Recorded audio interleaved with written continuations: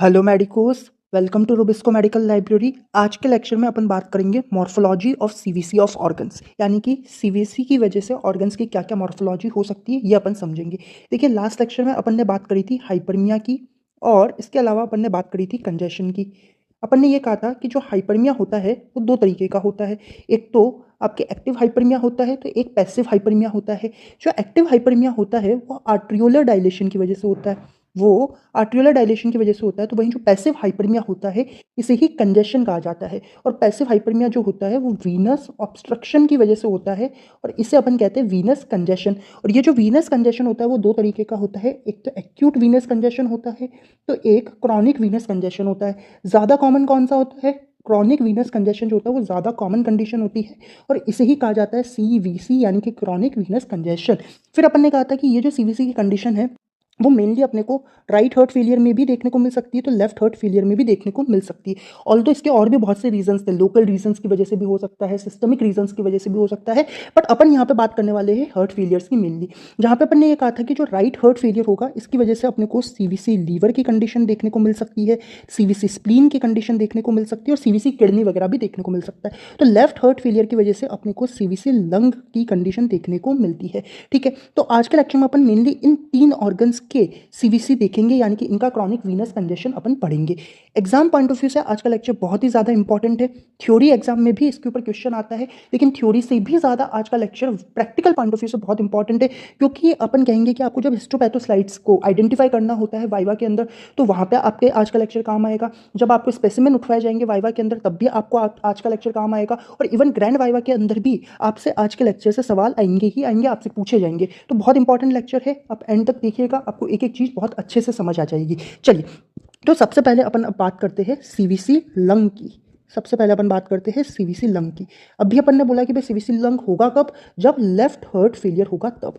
और ये अपन ने एक्यूट पल्मोनरी एडेमा के लेक्चर में देखा था कि जब भी लेफ्ट हार्ट फेलियर होता है, यानी कि लेफ्ट वेंट्रिकुलर फेलियर होता है, तब अपने को पता है कि लेफ्ट वेंट्रिकल्स के अंदर ब्लड की फीलिंग होती जाएगी, और लेफ्ट वेंट्रिकल्स का जो प्रेशर होगा, लेफ्ट वेंट्रिकल का जो प्रेशर होगा वो बढ़ जाएगा। फिर लेफ्ट वेंट्रिकल से वो प्रेशर जो होगा वो लेफ्ट आर्ट्रियम के अंदर बढ़ जाएगा। आर्ट्रियम के अंदर ब्लड कौन लेके आ रहा था? पल्मोनरी वेन लेके आ रही थी, तो पल्मोनरी वेन का भी प्रेशर बढ़ जाएगा। पल्मोनरी वेन ब्लड कहाँ से लेके आ रही थी?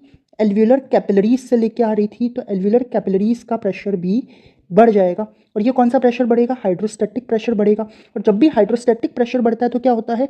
इडेमा होता है। ये अपन ने एक्यूट पल्मोनरी इडेमा के लेक्चर में देखा था। आपने वो वाला लेक्चर नहीं देखा है तो आप वो देख के आइएगा, तो आपके इडेमा हो जाएगा।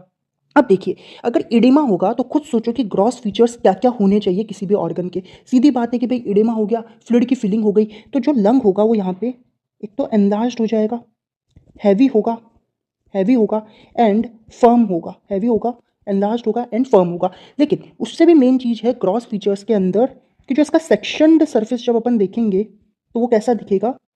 तो सेक्शनड सरफेस जो होगा उसमें brown in duration of lungs देखने को मिलेगा। Now this is the most important thing in the case of CVC lung, brown in duration of lung देखने को मिलेगा। अगर सीवीसी लंग के ऊपर क्वेश्चन पूछा जा रहा है तो ये टर्म आप यूज करके ही आएंगे कि brown in duration of lung देखने को मिलेगा। अब इसका मतलब क्या है? देखो, ब्राउन का मतलब है कि यहाँ पे जो लंग के सेक्शन सरफेस का कलर होगा ना, वो डस्टी ब्राउन हो जाएगा। वो कैसा हो जाएगा? डस्टी ब्राउन हो जाएगा। और इन ड्यूरेशन का मतलब होता है थिकनिंग हो जाना। क्या हो जाना? थिकनिंग हो जाना, या फिर अपन कहेंगे हार्डनिंग हो जाना। यहाँ पे लंग सरफेस की थिकनिंग या हार्डनिंग होगी। अब सवाल उठता है कि भाई ये डस्टी ब्राउन कलर क्यों हो रहा है और ये थिकनिंग या हार्डनिंग क्यों हो रही है? इसका जवाब छुपा है माइक्रोस्कोपिक फीचर्स में। किसमें? माइक्रोस्कोपिक फीचर्स में। तो माइक्रोस्कोपिक फीचर्स में जब अपन देखते हैं तो अपन ये कह रहे हैं कि भाई आपके पल्मोनरी इडेमा की कंडीशन देखने को मिल रही है। और पल्मोनरी इडेमा के अंदर दो चीज़ें होती है, एक तो इंटरस्टिशियल इडेमा होता है, एक तो इंटरस्टिशियल इडेमा होता है। और अगर इंटरस्टिशियल इडेमा बहुत लंबे टाइम तक रहेगा तो लिम्फेटिक्स की जो ड्रेनिंग कैपेसिटी होती है वो एक्सीड कर जाती है, जिसकी वजह से एल्व्यूलर इडेमा भी देखने को मिलता है, यानी कि फ्लूइड जो है वो एल्विलाई के अंदर भी फिल होने लगेगा। इस तरीके से एल्विलाई के अंदर भी फ्लूइड आने लगेगा। अब क्या होता है कि जब एल्विलर इडेमा देखने को मिलता है तो ब्लड के अंदर जो आरबीसीज होते हैं वो भी कहाँ चल जाएंगे? एल्विलाई के अंदर चल जाएंगे। तो ये आरबीसीज जो है वो एल्विलाई में आ गए, और एल्विलाई के अंदर प्रेजेंट होती है मैक्रोफेजेस। और ये जो एल्विलर मैक्रोफेजेस होती है वो इन आरबीसीज का क्या कर लेगी? फैगोसाइटोसिस कर लेगी। आरबीसी का फैगोसाइटोसिस कर लेगी। अब आरबीसी का अगर फैगोसाइटोसिस होगा तो हीमोग्लोबिन जो है वो रिलीज हो जाएगा, और ये जो मैक्रोफेजेस के अंदर हीमोग्लोबिन है वो कन्वर्ट हो जाएगा हीमोसिडेरिन के अंदर। किसमें? हीमोसिडेरिन के अंदर। और ये जो हीमोसिडेरिन लाडेन मैक्रोफेजेस होती है, यानी कि जिन मैक्रोफेजेस में हीमोसिडेरिन प्रेजेंट होता है, उन मैक्रोफेजेस को अपन कहते हैं हार्ट फेलियर सेल्स। क्या कहेंगे? हार्ट फेलियर सेल्स कहेंगे। और ये हीमोसिडेरिन की वजह से ही क्या होता है, ब्राउन कलर देखने को मिलता है। ब्राउन कलर क्यों आ रहा है? क्योंकि हीमोग्लोबिन जो है वो कन्वर्ट हो गया हीमोसिडेरिन के अंदर। याद रहेगा। चलो, तो ये तो अपन ने बता दिया कि भाई डस्टी ब्राउन कलर कैसे आया, क्योंकि हीमोसिडेरिन आया। हीमोसिडेरिन कैसे आया? हीमोग्लोबिन से आया। हीमोग्लोबिन कैसे आया? क्योंकि आरबीसी का फैगोसाइटोसिस हुआ है। अब सवाल उठता है कि भाई ये थिकनिंग और हार्डनिंग कैसे हुई? थिकनिंग एंड हार्डनिंग अपने को पता है कि भाई कोई भी ऑर्गन को अगर इंजरी होती है या कोई भी ऑर्गन के अंदर कोई भी ऐसा प्रोसेस चलता है, तो एक टाइम के बाद में टिश्यू रिपेयर का फंक्शन होता है। क्या होता है?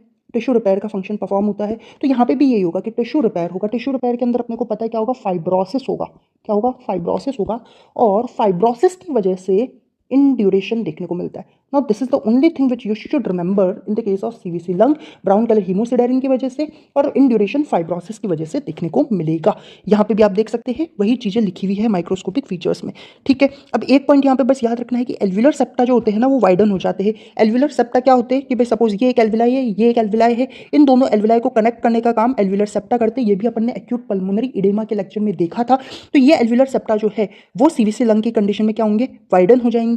और साथ में अपन देखें तो कैपिलरीज का भी कंजेशन हुआ हुआ रहेगा। और अगर ये कंडीशन बहुत लंबे टाइम तक रहेगी तो फाइब्रस कनेक्टिव टिश्यू जो है वो एल्विलर सेप्टा में डेवलप करेगा। यानी कि वही मतलब है कि फाइब्रोसिस की कंडीशन देखने को मिलेगी। ठीक है जी। अब देखिए ये एक आप स्लाइड देख सकते हैं जहां पे आप देखेंगे इधर की तरफ ये जो आपको कंडीशन दिख रही है ये थिकंड एल्विलर सेप्टा है। ये आप देखेंगे तो आपको हार्ट फेलियर सेल्स दिख रहे होंगे। और यहाँ पे इंट्रा एल्विलर आरबीसीज के एल्विलाई के अंदर आरबीसीज चले गए हैं। एक बार आप ढंग से देखिएगा, मैं आपको दिखाता हूँ। ये देखिए यहाँ पे आपको थिकंड एल्विलर सेप्टा देखने को मिलेंगे, या आपको हार्ट फेलियर सेल्स देखने को मिलेंगे। और ये इंट्रा एल्विलर आरबीसीज है। ये देखिए आरबीसीज जो है वो एल्विलाई के अंदर चले गए।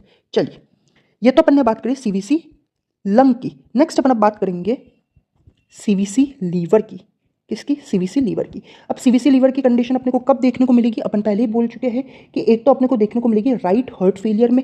इसके अलावा ये अपने को देखने को मिल सकती है अगर ओकल्जन हुआ हो आईवीसी यानी कि इंफीरियर वीना केवा और हिपैटिक वेन का अगर ओकल्जन हो रखा है, तब भी सीवीसी लीवर की कंडीशन देखने को मिल सकती है। अब अगर अपन इसके ग्रॉस फीचर्स और अगर अपन इसके माइक्रोस्कोपिक फीचर्स की बात करें तो देखिए ग्रॉस फीचर्स के अंदर तो ये है कि जो लीवर होगा वो एनलार्ज्ड हो जाएगा, यानी कि साइज बड़ा होगा। एनलार्ज्ड के साथ में टेंडर होगा और एक टेंस कैप्सूल इसमें देखने को मिलेगी। ठीक है, enlarged, tender and tense capsule. लेकिन उससे भी मेन चीज जो सबसे इंपॉर्टेंट चीज है सीवीसी लीवर के केस में कि इसका जो कट सरफेस होगा वो कैरेक्टरिस्टिक नटमैग अपीयरेंस शो करेगा। अगर आपसे सीवीसी लीवर पूछा जा रहा है तो आपको नटमैग अपीयरेंस यूज करके आना ही आना है। यही सबसे मेन चीज है। It is a characteristic feature. Nutmeg क्या होता है? जायफल आपने सुना होगा, देखा भी होगा। एक बार मैं आपको ये डायग्राम दिखाता हूँ। ये देखिए, ये आपको जायफल देख सकते हैं आप कि जायफल कुछ ऐसा सा दिखता है और ऐसा अपीयरेंस शो होगा वो लीवर का हो जाएगा in the case of CVC liver.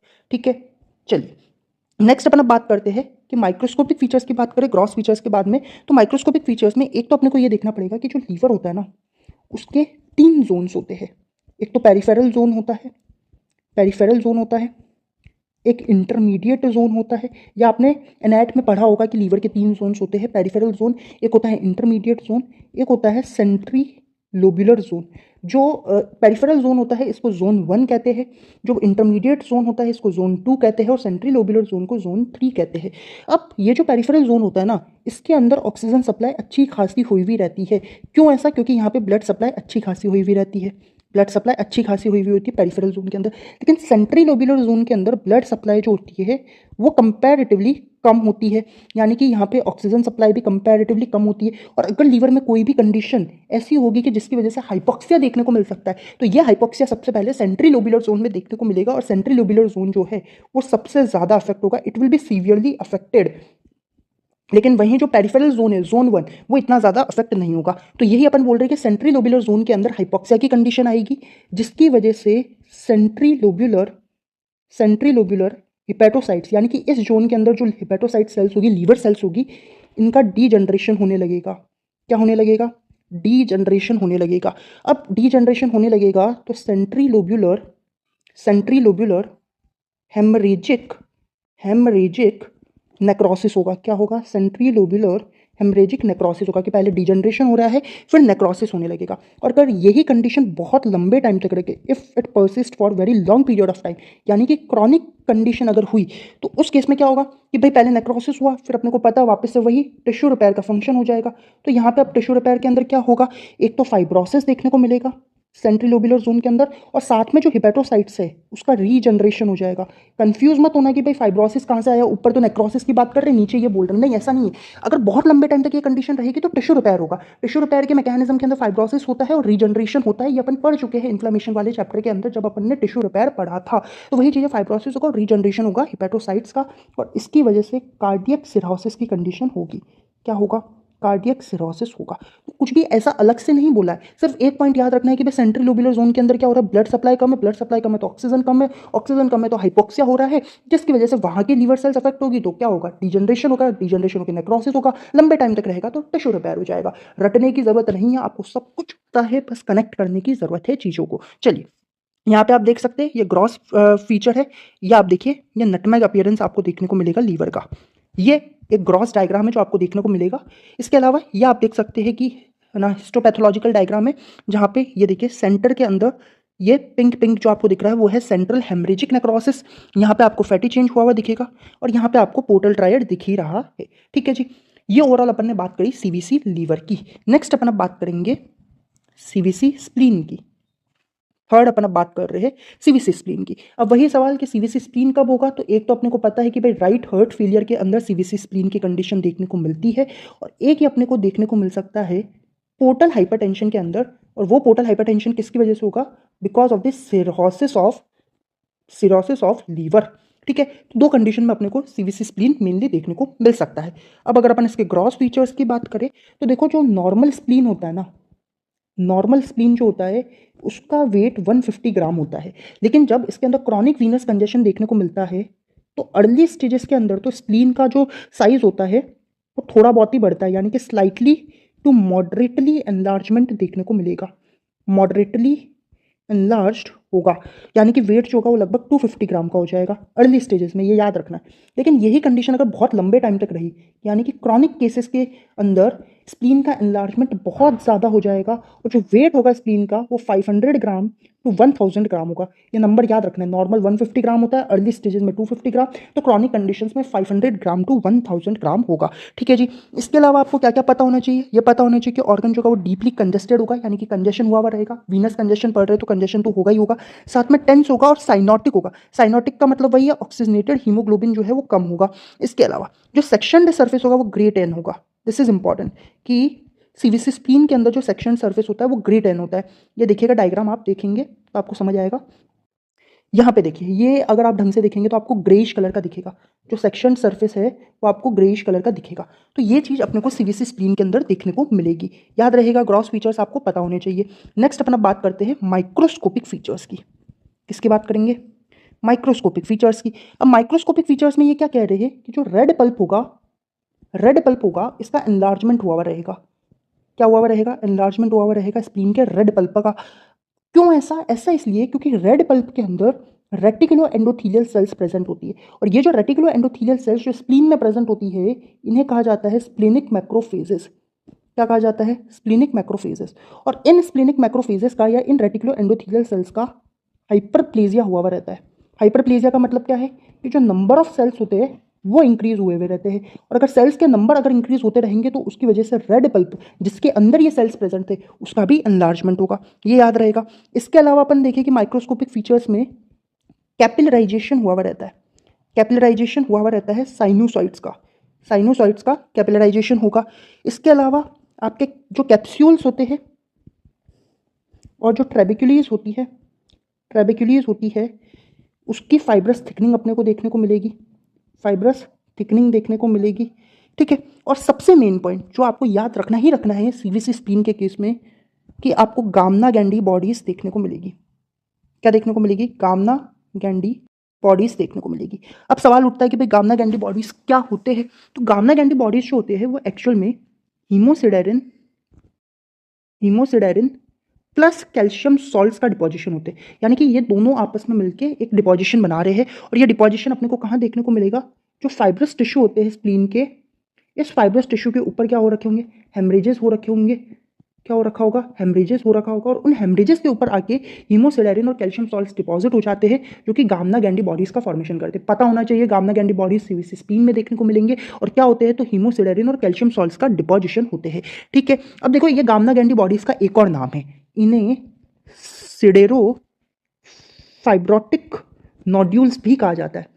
Same ही चीज़ है, गामना गैंडी बॉडीज को ही सिडेरोफाइब्रोटिक नोड्यूल्स भी कहते हैं।